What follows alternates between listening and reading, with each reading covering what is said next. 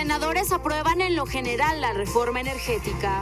Vence el plazo y no hay leyes secundarias en telecomunicaciones. Inflación sube a 3.62% en noviembre.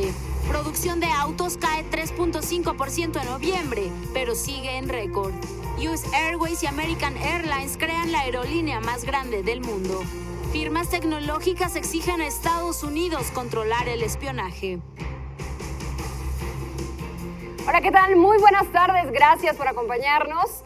Mi nombre es Lucero Álvarez Torranti, esta es la información más relevante del momento. Bueno, sin duda alguna, la reforma energética avanza y mi compañera Blanca Becerril, quien se encuentra desde muy temprano en el Senado de la República, nos tiene más detalles. Blanca, ¿qué tal? Muy buenas tardes, adelante.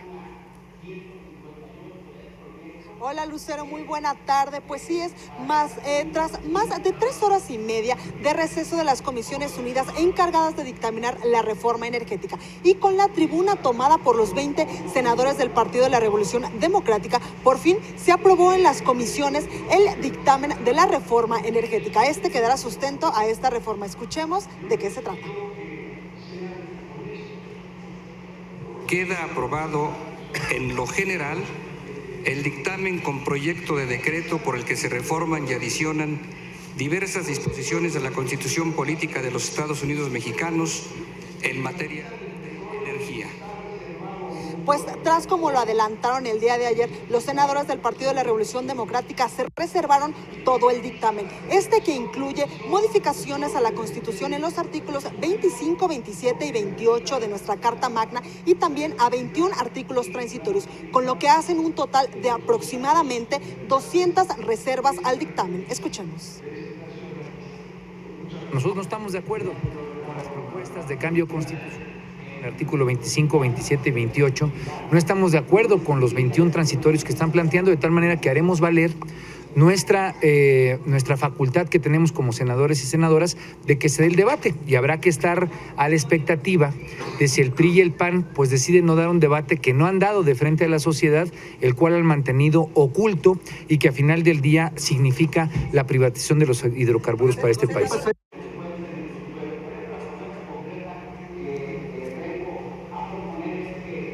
Ahí está el senador Armando Ríos Peter. Lucero, pues tras, como lo decían los senadores del Partido de la Revolución Democrática, ellos han anunciado hoy que no votarán nada que tenga que ver con la reforma energética hasta que no se realice una consulta ciudadana para saber cuál es el sentir de la población frente a esta reforma de gran calado que pretende instalar el Senado de la República.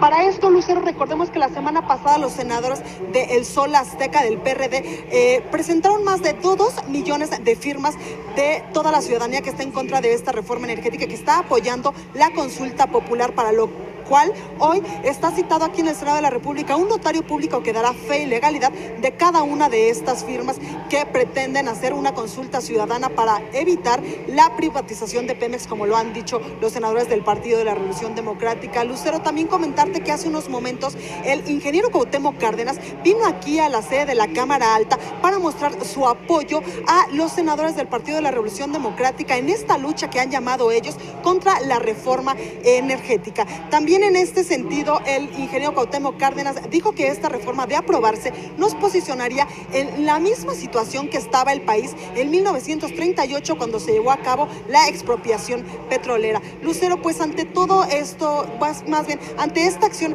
de los diputados de la Revolución, del Partido de la Revolución Democrática, donde esta mañana pues tomaron la tribuna y han estado reservándose todo el dictamen, el senador David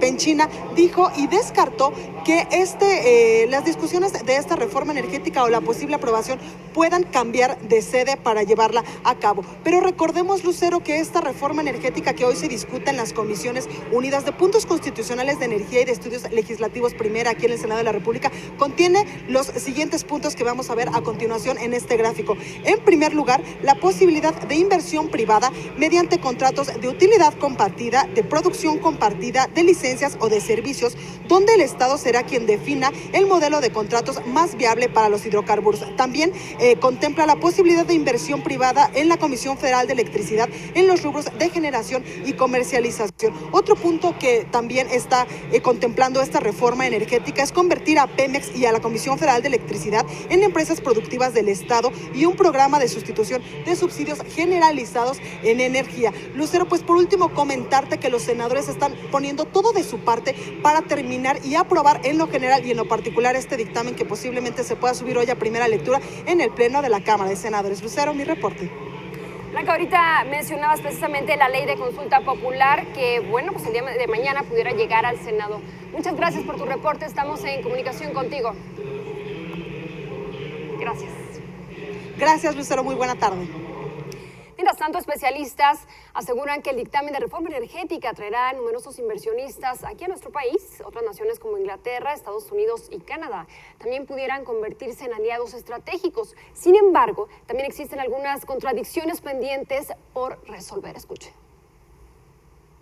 El dictamen de la reforma energética aprobado en el Senado de la República será atractivo para los inversionistas, de acuerdo con especialistas consultados. Están haciendo un gran planteamiento para poder generar mayor capacitación para los mexicanos, mayor conocimiento, espacios y sobre todo la certeza o seguridad de que en las diferentes licitaciones se les den oportunidades a las empresas mexicanas para poder, por ejemplo, buscar de una manera más sencilla, realizar consorcios con otras empresas, asociaciones con otras empresas para poder participar, o bien que se establezcan un porcentaje mínimo de lo que se debe de entender.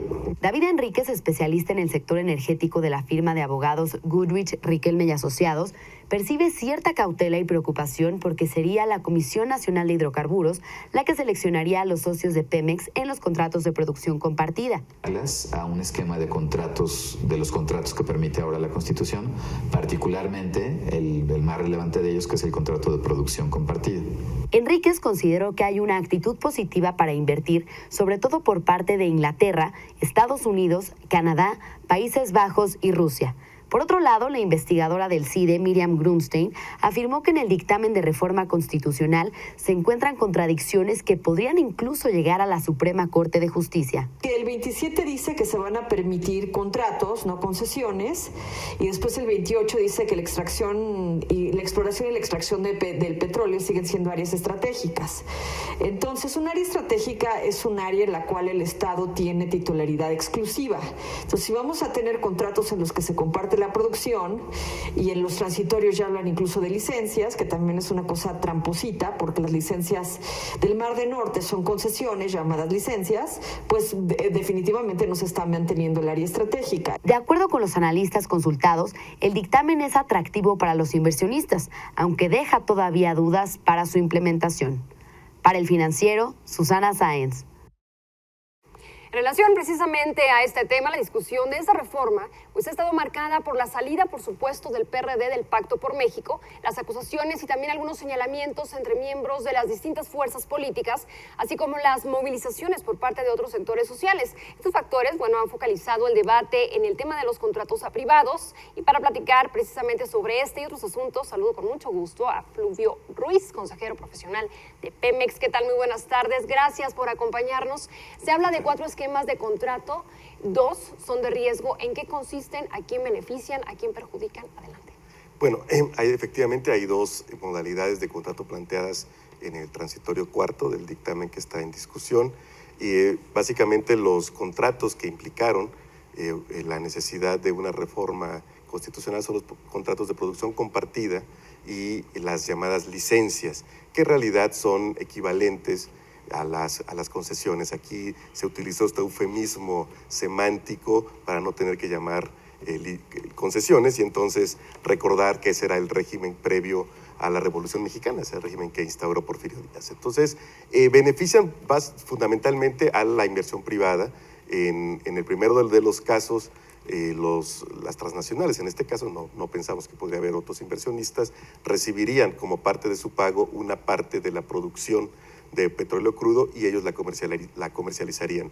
En la iniciativa de ley de ingresos sobre hidrocarburos, que no se discutió, cuya discusión se aplazó, se establecía que estos serían comercializados por un ente público, un ente del Estado. Dudo mucho que este esquema subsista. Me parece que cuando se discuta la ley de ingresos sobre hidrocarburos habrá otro planteamiento. Y bueno, el de licencias es mucho más agresivo, es de plano darle al particular un área geográfica, un bloque para su explotación bajo cierto entramado contractual. Sin duda son dos modalidades en las que estuvieron insistiendo mucho los inversionistas privados durante muchos años. Actualmente se indica en los contratos de servicios que solamente se realizan pagos en efectivo. Se habla a futuro de pagos con algún porcentaje de petróleo y gas. ¿En qué contratos aplicaría esta modalidad? Justo en los de producción compartida y en las licencias mismas podría establecerse en los contratos particulares que se señalaran, que se asignaran con el Estado mexicano, cuáles serían estos porcentajes, cómo se comercializaría el crudo. Aparentemente había la intención de poner este esquema de una comercializadora al Estado que entregara los ingresos a un fideicomiso y este fideicomiso repartiera en función de cada contrato a la Secretaría de Hacienda y al consorcio en el cual estaría Pemex solo o Pemex asociado con alguien. Son este tipo de contratos donde efectivamente, en general se busca que se comparta también el riesgo, pero al compartir el riesgo hoy necesariamente se comparte la renta petrolera posteriormente. Y me parece que son contratos innecesarios, eran innecesarios porque responden a una lógica de explotar rápidamente el crudo, como si el crudo se echara a perder. Me parece que la transición energética va a tomar muchos años, el valor del crudo se irá incrementando, incluso el incremento en la producción de Estados Unidos no va a implicar la autosuficiencia de Estados Unidos en muy buen tiempo, más aún las calidades de crudo, que es muy ligero, que se produce en estos llamados yacimientos de shale oil, no corresponden a la capacidad de refinación de Estados Unidos, porque las refinerías están hechas para crudo pesado. Entonces, me parece que más que nada responden a esta voluntad de extraer rápidamente el petróleo. Fluvio, gracias por acompañarnos. Muy buenas tardes. Muy buenas tardes. Fluvio Ruiz, consejero profesional de Pemex. Mientras tanto, Grupo Financiero Interacciones ya terminó con el proceso de colocación de oferta pública en la Bolsa Mexicana de Valores, que inició en octubre de este año. La operación alcanzó los 3.660 millones de pesos y Omar Haddad tiene la historia. A propósito de esta colocación en el mercado accionario, Luis Telles, presidente de la Bolsa Mexicana de Valores, habló sobre la importancia de la reforma energética para la colocación del crédito. Si la Cámara de Senadores aprueba una reforma como la que plantearon, la que se planteó en el dictamen de las comisiones, va a haber un crecimiento muy importante en la construcción y en el desarrollo de infraestructura en el país. Y bancos como el que hoy se listaron van a tener posibilidades de financiamiento muy amplias. Carlos Hank González, director general de Grupo Financiero Interacciones, dijo que la colocación que realizaron en octubre se dio en el momento pertinente, pues las circunstancias del país los ayudará en el crecimiento de su negocio. Con mucho optimismo el crecimiento que puede detonarse en los siguientes años, ahora con la aprobación y discusión de las diferentes reformas que se están llevando a cabo en México y específicamente en los nichos en los que nosotros participamos, que como bien saben es el financiamiento a estados, a municipios, a infraestructura, a la pequeña y mediana empresa que apoya el crecimiento y da productos y servicios a empresas paraestatales. Con esta obtención de recursos por 4.209 millones de pesos a un precio de salida de 61 pesos por acción, Grupo Financiero Interacciones planea acelerar el crecimiento de su cartera de crédito, manteniendo una base sólida de capital. Se trata de la confianza de inversionistas de México, Estados Unidos, Europa y Sudamérica hacia nuestro modelo de negocio. Un modelo de negocio único que nos ha permitido a partir del año 2000 crecer a doble dígito en todos los rubros. Para El Financiero, Omar Haddad. La Bolsa Mexicana de Valores cerró la jornada con un ligero incremento de 0.87%. La posible aprobación de la reforma energética mantiene, por supuesto, a la expectativa al mercado y más adelante vamos a estar hablando con Víctor Piz, quien, tiene detalles en relación a esta información y también en relación a que algunos especialistas, prevén que la reforma fortalezca al peso durante las próximas semanas, al peso, por supuesto, frente al dólar. Le vamos a estar preguntando a nuestro compañero Víctor Piz cuáles son las recomendaciones para los inversionistas. Más adelante Tenemos comunicación con Víctor Piz. Bueno, hoy vence el plazo para que el Congreso emita las leyes secundarias de la reforma en telecomunicaciones. Mire, aunque se desconoce la fecha exacta en la que el legislativo retomará la discusión, el presidente del Comité de Telecomunicaciones del Consejo Coordinador Empresarial, Fernando Butler, dijo que este retraso genera, por supuesto, mucha incertidumbre jurídica a las empresas y también pone en riesgo inversiones por 700,000 millones de pesos para los próximos 5 años. Se prevé que la discusión de esta legislación secundaria inicie en febrero del 2014, del próximo año. En materia económica, los precios al consumidor de México ya subieron 0.93% durante el mes de noviembre, por lo que la inflación aumentó a 3.62%. Escuche esto, el incremento se debió al encarecimiento del jitomate, cebolla y chile, y también el de las tarifas eléctricas. A pesar del resultado, la inflación a tasa anual todavía se mantiene dentro del objetivo del Banco de México del 3%, más o menos un punto porcentual. Pero bueno, de acuerdo con el análisis del banco HSBC, el Producto Interno Bruto de México, de nuestro país, crecería 4.1% durante el 2014 y un 3.8% para el 2015. El banco espera que la recuperación en la economía de Estados Unidos, aunada a estímulos monetarios y fiscales en México, beneficien a la economía de todo el país. Pero con respecto a la inflación, el pronóstico para este 2013 es de un 3.4% y para el próximo año se estima que sea de un 3.9% como consecuencia de la reforma fiscal. Pero el Banco de México ya dio a conocer nuevas reglas para realizar transferencias de dinero a través de dispositivos móviles. A partir del 2 de mayo del próximo año, del 2014, los bancos estarán obligados a direccionar las cuentas bancarias de sus usuarios a una línea telefónica. Con esto, los usuarios podrían estar haciendo transferencias solo con los 10 dígitos de su número telefónico, el monto de la operación y el banco del beneficiario. Por su parte, las comisiones de las Afores bajarán 7% en promedio el próximo año, lo que está representando la mayor reducción desde el año 2008. Con este recorte, la Junta de Gobierno de la CONSAR calcula que se generaría un ahorro de 9.234 millones de pesos durante este sexenio. Escuche. Por tanto, lo que tenemos como resultado es que las comisiones bajan 7% y los saldos habrían crecido en el año 2013 4.3%. Entonces, es decir, las comisiones bajaron más de lo que crecieron los saldos, algo que no se había observado desde el año 2008. Y en más información, la Cámara Mexicana de la Industria de la Construcción aseguró que para evitar actos de corrupción en las licitaciones públicas, los precios que fije el gobierno deben ser realistas y también competitivos. Durante la conmemoración del Día Internacional contra la Corrupción, los constructores del país afirmaron que hay avances en transparencia, pero que existen pendientes en materia de robo y también extorsión.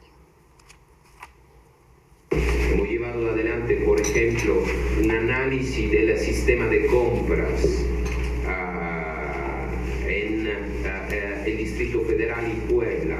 Y los mismos sectores privados nos han dicho que el fenómeno corruptivo a veces se genera antes de la apertura de una licitación pública. Eso es que hay la creación de acuerdos entre empresas para dividirse los mercados. Pero mientras tanto, en el ámbito automotriz, de enero a noviembre de este año, la industria mexicana registró un récord histórico en materia de producción. De mantenerse esa tendencia, el país manufacturará 3 millones de vehículos ligeros durante este año. Tenemos una cifra histórica de nuevo, alcanzando una producción en el acumulado enero-noviembre 2013 de 2.769.244 vehículos. Esto es, México de nuevo alcanza un récord histórico en producción. México de nuevo alcanza un nivel que nos permite afirmar que vamos a estar entre los 2.953 millones de vehículos fabricados en nuestro país para este año, en el cierre del 2013.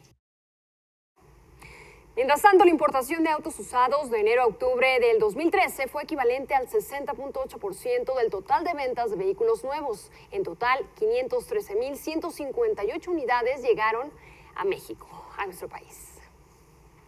En otro tema, le platico que Apple, Facebook, Google, Twitter y 4 firmas tecnológicas más exigen mayor control sobre el espionaje que ejerce el gobierno estadounidense. Aunque reconocen la importancia de preservar la seguridad nacional, estas empresas aseguran que la balanza se ha inclinado a favor del Estado y en contra de los derechos de todas las personas. En una carta abierta enviada al presidente Barack Obama, estas compañías exigen garantizar la transparencia y también rendición de cuentas de las áreas policiales y de inteligencia. La publicación, pues, es una respuesta a las revelaciones de Edward Snowden, exanalista de inteligencia de la Agencia de Seguridad Nacional, y bueno, asegura que el gobierno viola los derechos de privacidad. Y en Estados Unidos, la distribuidora de comida Sysco comprará la firma US Foods por casi $3.500 millones y también asumirá unos $4.700 millones en deuda, consolidando de esta manera su posición como el mayor distribuidor de alimentos de todo Estados Unidos. Con esta transacción se creará una compañía con ingresos anuales por unos $65.000 millones. Mientras tanto, American Airlines y US Airways concluyeron ya su proceso de fusión este lunes. Sus ingresos, número de pasajeros y trabajadores, pues la están convirtiendo en la mayor aerolínea mundial. Bajo el nombre de American Airlines Group, la nueva firma comenzó a cotizar en el mercado electrónico Nasdaq. La transacción fue valorada en unos $18.000 millones y se prevé que esta fusión genere ingresos por $38.700 millones al año y 6.700 vuelos diarios. Las acciones de Twitter registraron un máximo histórico al situarse en $49.16 por unidad, representando un aumento de 9.37%. La red social incrementó así su valor bursátil debido a la mejora de su servicio de publicidad personalizada y al inicio de un servicio para usar la plataforma a través de mensajes de texto para personas con teléfonos celulares sin capacidad de conexión a Internet. Ahora hacemos un recorrido por el mundo empresarial.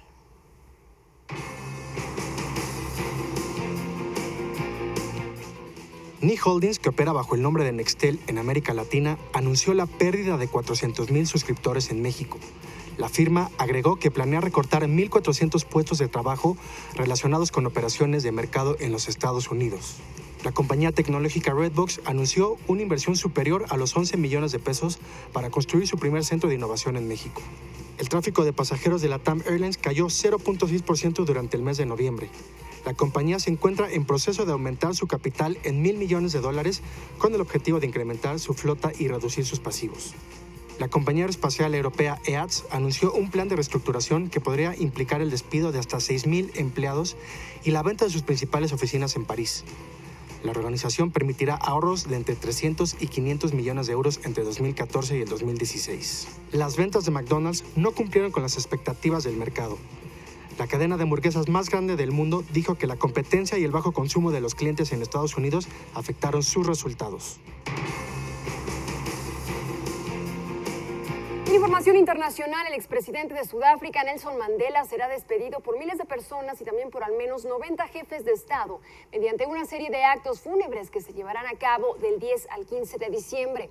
Entre los asistentes al funeral oficial se encuentran los presidentes Enrique Peña Nieto, el estadounidense Barack Obama y el de Cuba Raúl Castro. También asistirá el príncipe Carlos y el primer ministro británico David Cameron, y esta será la mayor reunión de líderes globales en la historia de África.